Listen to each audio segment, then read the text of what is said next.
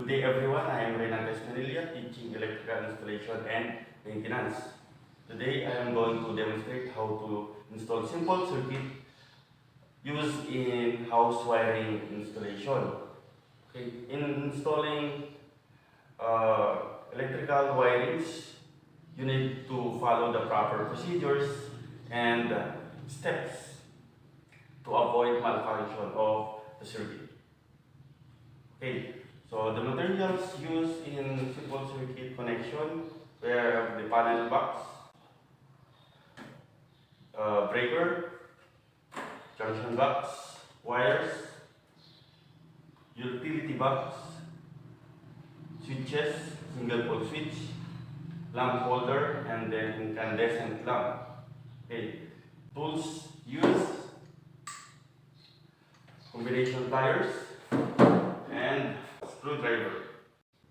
Okay, so this is the schematic diagram for simple circuit or line diagram. And then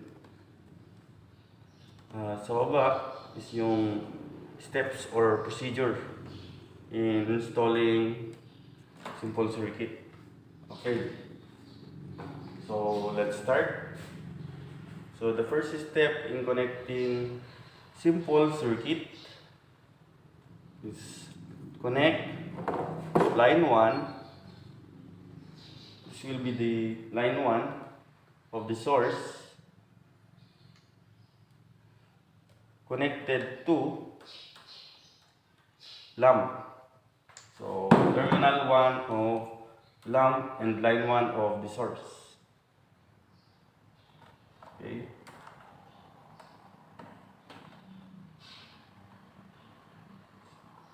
Okay. And then in twisting the wire, you need to rotate the wire or twist the wire clockwise.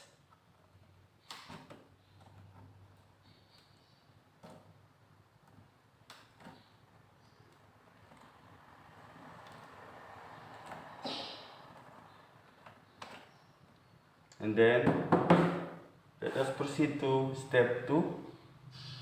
So connect line 2 of the source or breaker to terminal 1 of the switch. So this will be the terminal 2 of the source in kulay blue, and then terminal 1 of the switch.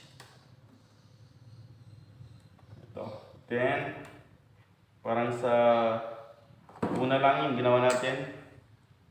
Then twist natin yung wire clockwise.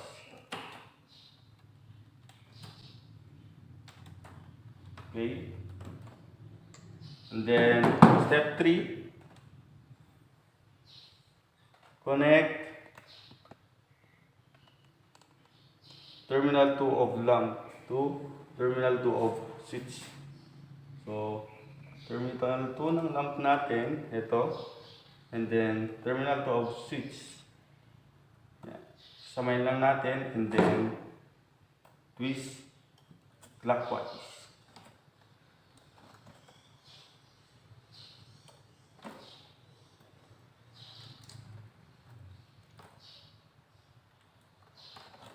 Okay. And then, pagkatapos twist yung mga wires natin or connections, we use electrical tape and to secure yung mga splices natin para hindi magkakadikit, maiwasan yung short circuit na tinatawag natin.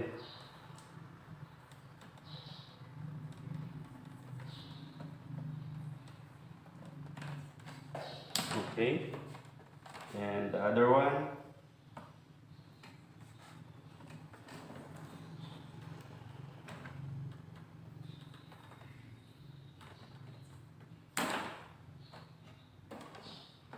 There's yung isa. Okay.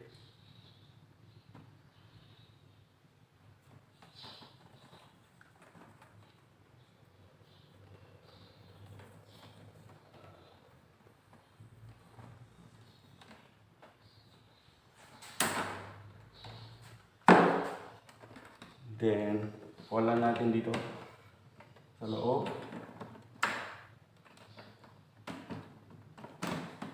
Lagay natin sa loob. Close. Yan. Okay, so try natin i-energize yung output natin. Turn on natin yung breaker natin. Then, switch on yung switch. Okay. So, ang tuning po, ganun lang po simple mag-install ng simple circuit. Sana may natutunan po kayo. Salamat!